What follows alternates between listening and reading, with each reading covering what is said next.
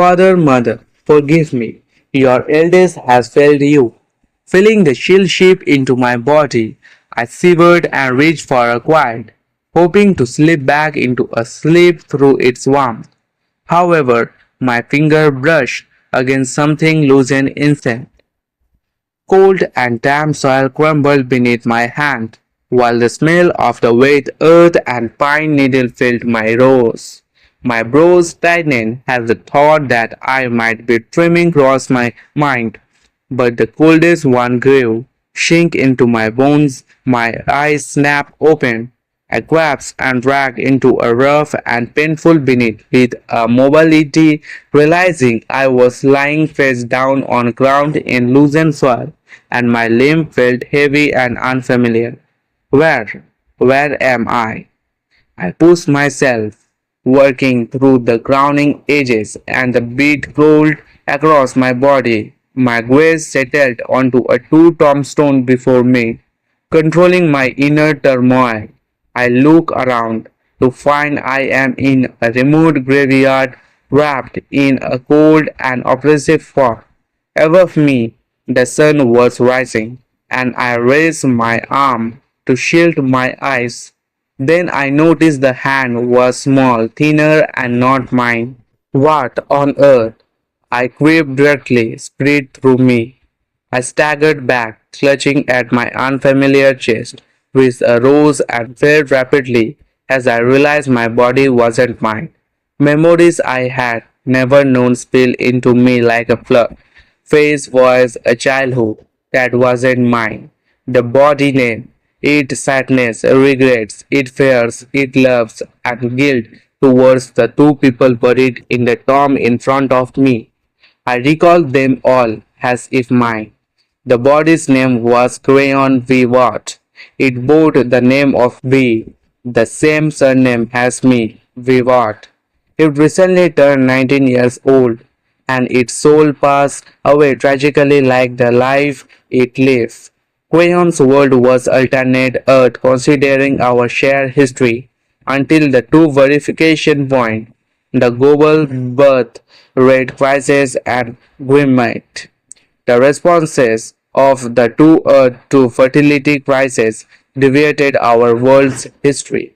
But what truly set our world apart was when this Earth connected to the Grimm's mind, an extraterrestrial dimension filled with the resources and horror beyond the human imagination.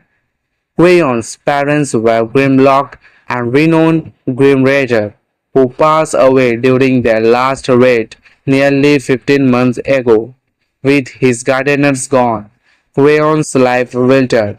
First, the Zenith Guild, their parents' work and die for, threw them and his brother out onto the street, taking back their parents' property and insurance paying out to cover the David they have taken to build their Grimm's deck.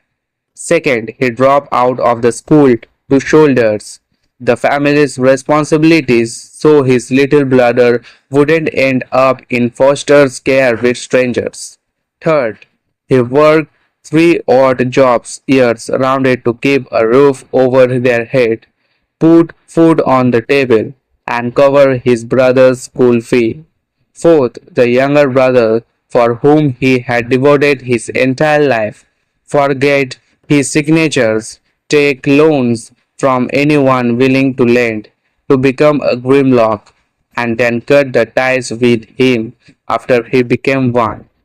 Fifth, the final straw that broke the camel back.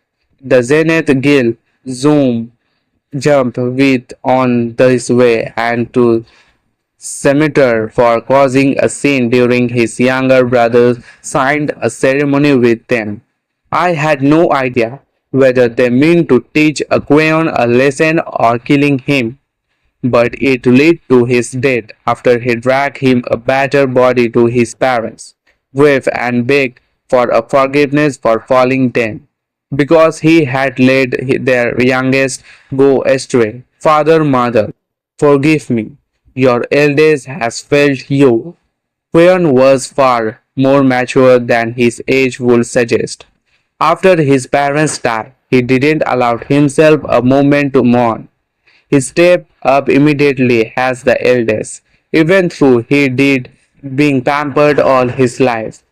He never hesitated to take on anything that came his way, doing whatever he could give his younger brother what he needed before he asked and what he wanted when he asked. I wasn't surprised by now. These things turned out. Crayons had always believed that as the eldest, Crayon had always believed that as the eldest, it was his duty to look after the youngest in their parents' absence. His younger brother felt the same, never appreciated it, and even resented him for not doing more. When Crayons comforted him at the guild signing ceremony, the youngest argued, I wouldn't have done the same for you if I were the eldest. No, I would have done better. How could they think any differently? They grew up hearing the same lines over. Crayon, you are the eldest. You have to take care of your brother. They were only a year apart. Yet that single difference shaped them into the two complete opposite men, one who lived for others and one who lived for himself. The clearest example was this. Crayon never considered saving money for his own Grimlock certificate, even though he had been a legal age for a year. He prioritized his family's duties above himself, but his brother didn't hesitate to take out a loan under both their name to become a Grimlock the moment he qualified, never sparing a thought for his older brother. Even as he drew his last minute, Crayon didn't blame his brother. He blamed himself for not doing better. The idea of reporting his brother for forgiving his signature on those loans never even crossed his mind. Instead, he was happy for his younger brother when he heard the news.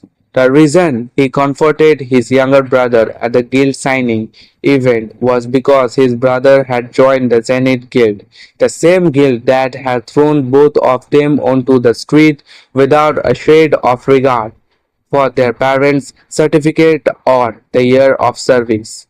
Crayon only wanted him to choose a different guild, but in the heat of the movement, with the emotion running wild, everything spirally out of control.